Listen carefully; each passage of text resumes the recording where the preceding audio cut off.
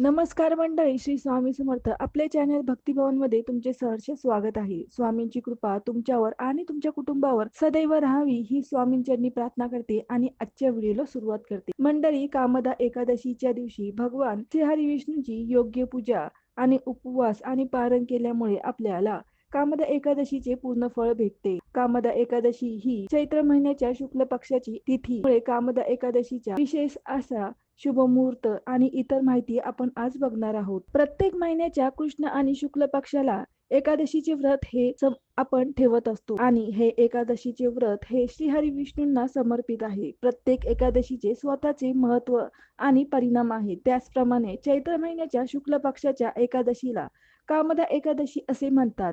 याला कांता एकादशी असेही म्हणतात. या दिवशी भगवान विष्णूंची विधिवत पूजा आणि उपवास केल्याने प्रत्येक दुःख दूर होतेच आणि सुख समृद्धी प्राप्त होते. चैत्र महिन्याच्या शुक्ल पक्षाची एकादशी म्हणजे ही कामदा एकादशी ही तिथी सुरू होणार आहे 28 मार्चला सकाळी 8:45 आणि समाप्त होणार आहे 29 मार्चला सकाळी 7:46 अशा परिस्थितीत कामदा एकादशीचे उपवास हा आपण 29 मार्च 2026 ला पकडणार आहोत. कामदा एकादशी म्हणजे आपल्या पूर्ण इच्छा म्हणजे आपल्या पूर्ण कामना ही पूर्ण करणारी अशी ही एकादशी असते. आपली जी काही इच्छा आहे ती पूर्ण करण्यासाठी या एकादशीचा उपवास आपण पकडायचा असतो. भगवान श्री हरी विष्णूंची मनोभावे पूर्ण श्रद्धेने आपण पूजा अर्चा नाम जप स्मरण केल्यामुळे आपल्याला श्रीहरी विष्णूंचा आशीर्वाद हा मिळत असतो आणि आपल्या इच्छा पूर्ण होत असतात. भक्तांची पूर्वजन्मीची संचित पापाचा नाश या एकादशीचा व्रत केल्यामुळे त्याचा नाश होत असतो आणि त्याच्या सात्विक इच्छा पूर्ण होत असतात. तर बघा, या कामदा एकादशीच्या दिवशी तुमच्या जी काही इच्छा आहे ती पूर्ण होण्यासाठी या कामदा एकादशीचा उपवास तुम्ही नक्की पकडावा. या कामदा एकादशीचा उपवास केल्याने संतान प्राप्ती होते अशी मान्यता आहे. तसेच ही एकादशी म्हणजे ब्रह्महत्यापासून देखील आपल्याला या ब्रह्महत्यासारख्या पापापासून देखील मुक्ती मिळत असते. म्हणून कामदा एकादशीचे व्रत हे करायला पाहिजे. या दिवशी तुम्ही रात्रभर अखंड दिवा हा नक्की ठेवावा, कारण श्री हरी विष्णूची पूजा केल्यामुळे देखील आणि अखंड दिवा पेटवत ठेवल्यामुळे देखील आपल्याला आपल्या मनोकामना पूर्ण होत असतात आणि शक्य असल्यास तुम्ही या दिवशी जागरण देखील करू शकता. त्यामुळे देखील आपल्या इच्छा पूर्ण होण्यास मदत होते. श्री हरी विष्णूंचे आपण नाम जप स्मरण हे सारखे करत राहावे. त्याच्यामुळे देखील आपल्याला श्री हरी विष्णूंचा आशीर्वाद हा मिळत असतो. कामदा एकादशीचे पूजा विधी आता आपण बघूया. कामदा एकादशीच्या दिवशी तुम्ही सकाळी ब्रह्ममुहूर्तावर उठून सर्व कामातून निवृत्त होऊन स्नान करताना पाण्यामध्ये हळद, गंगाजल आणि पांढरे तीळ टाकावे आणि आंघोळ करावी. त्याच्यानंतर स्वच्छ कपडे घालावे. त्याच्यानंतर तांब्याच्या पाण्यात तुम्ही पाणी, हळद, कुंकू, अक्षता आणि लाल फूल टाकून सूर्याला अर्घ्य द्यावा. त्यानंतर विष्णूंची पूजा करण्यास सुरुवात करावी. आधी श्रीहरी विष्णूला पाण्याने, नंतर पंचामृताने आणि नंतर पुन्हा पाण्याने अभिषेक करावा. तसेच माता लक्ष्मीचा देखील या दिवशी अभिषेक करावा. सर्वप्रथम हातात फूल घ्यावे आणि अक्षता घेऊन या व्रताचे संकल्प करावा. त्यानंतर भगवान विष्णूला पिवळे चंदन, फुले, हार आणि पिवळा नैवेद्य कुठलाही, काहीही किंवा दुसरा कुठलाही साधा नैवेद्य देखील तुम्ही अर्पण करू शकता.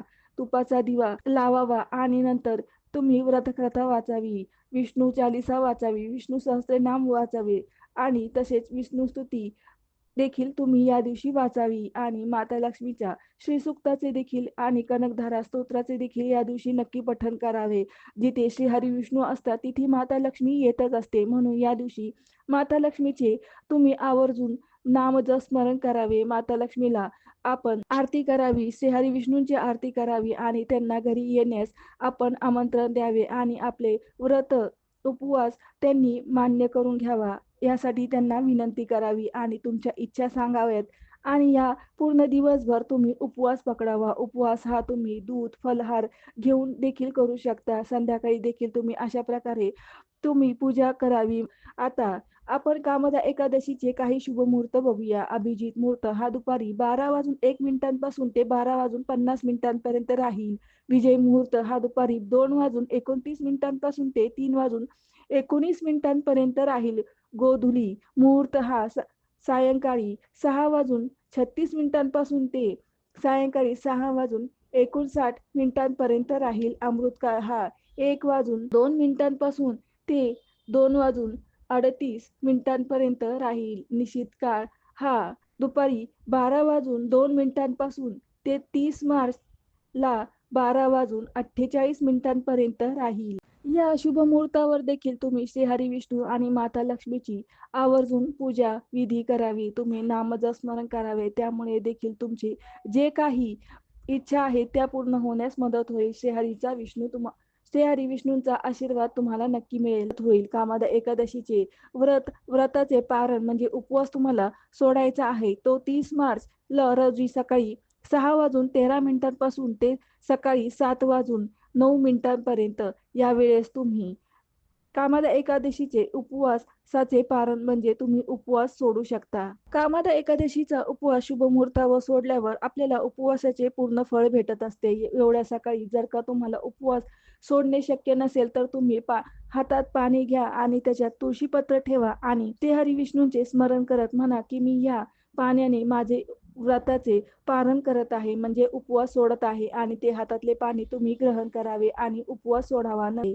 या दिवशी विष्णू सहस्त्रनामाचे पठण तुम्ही नक्की करावे किंवा श्रवण करावे. विष्णू चालिसाचे पठण किंवा श्रवण करावे. तसेच तुम्ही गजेंद्र मोक्ष या स्तोत्राचे पठण किंवा श्रवण करू शकता. रामरक्षा या स्तोत्राचे देखील तुम्ही पठण करावे. तुम्ही या दिवशी तांदूळ, पिवळे कपडे, फळे, गूळ किंवा तुम्हाला तुमच्या यथाशक्तीनुसार पांढरे तीळ किंवा काहीही तुम्ही दान करावे.